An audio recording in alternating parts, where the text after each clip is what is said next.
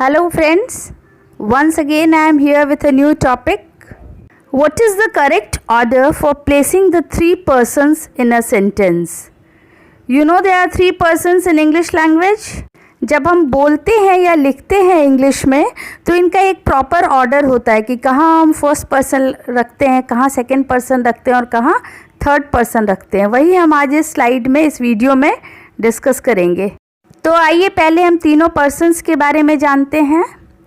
The person spoken to मतलब जिससे आप बात कर रहे हैं या जिससे आप बोल रहे हैं वो सेकंड पर्सन होता है. द पर्सन स्पोकन ऑफ मतलब जिसके बारे में बोल रहे हैं वो थर्ड पर्सन होता है. द स्पीकर और जो बोल रहा है वह किस कैटेगरी में आता है? फर्स्ट पर्सन कहलाता है. Look at this slide. First person singular में आई होता है, first person plural we, second person singular में यू और सेकंड पर्सन प्लूरल भी यू ही होता है. थर्ड पर्सन सिंगुलर में क्या क्या होता है देखिए, ही, शी, इट या कोई भी नाम, और थर्ड पर्सन प्लूरल में दे होता है. अब हम इनके प्लेसिंग को देखेंगे कि सेंटेंस में इनका ऑर्डर क्या होता है, ग्रामेटिकली क्या करेक्ट होता है जब ये तीनों किसी सेंटेंस में रहते हैं. तो see the first rule. The general order for placing subjects of different persons is. अब ये जनरल रूल क्या होता है, लेकिन ये रूल तब एप्लीकेबल होता है व्हेन ऑल आर सिंगुलर, जब सारे पर्सन्स सिंगुलर केस में होते हैं. तो हम कौन सा ऑर्डर फॉलो करते हैं? सेकेंड पर्सन, थर्ड पर्सन और फिर फर्स्ट पर्सन. आप याद रख सकते हैं general rule, when everything is singular it is 2, 3, 1. अब दूसरा रूल देखेंगे, लेकिन उससे पहले हम एग्जाम्पल्स की तरफ बढ़ते हैं. See the examples here. You, he and I R friends, है ना. पहले सेकेंड पर्सन लगाए, फिर थर्ड पर्सन और फिर फर्स्ट पर्सन.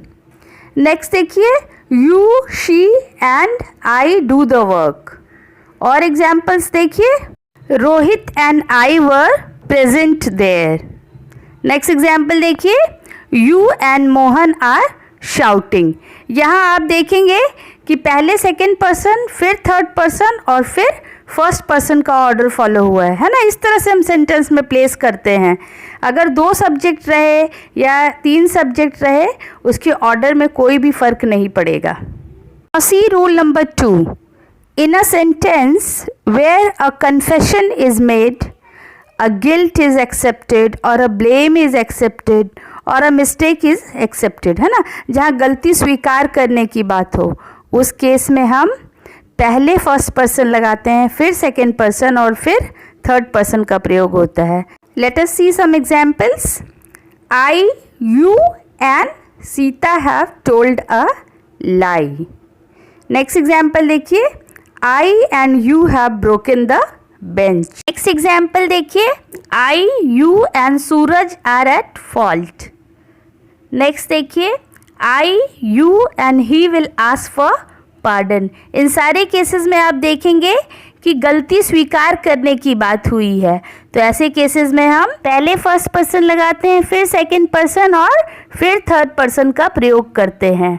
अब आइए अगला रूल देखते हैं हम. Now see the third rule. In a sentence where all persons are plural in number, the order is first, second and third. मतलब इस केस में भी जबकि सारे पर्सन्स प्लूरल में ही लिखे हो, उस केस में हम फर्स्ट, सेकेंड और थर्ड पर्सन्स को सीक्वेंस में यूज़ करते हैं. आइए देखते हैं examples. We, you and they are dancing. See the next example. We and they were honest. आप देखेंगे कि यहाँ सारे सब्जेक्ट्स जो है वो प्लूरल केस में हैं. तो ऐसे केसेस में हम फर्स्ट पर्सन, सेकंड पर्सन और थर्ड पर्सन सीक्वेंस में यूज़ करते हैं. यहाँ याद रखना है आपको कि वर्ब हमेशा प्लूरल में होगा. जब 2 सब्जेक्ट को हम एंड से जोड़ते हैं तो वर्ब हमेशा ही प्लूरल होता है. आप देखेंगे कि सारे एग्जाम्पल्स में मैंने प्लूरल वर्ब का प्रयोग किया है. तो इस तरह से हमने ऑर्डर ऑफ डिफरेंट पर्सन्स देखा, किसी सेंटेंस में हम कैसे अलग अलग पर्सन को प्लेस करते हैं. I will meet again with a new topic. Till then keep watching my channel. Thank you.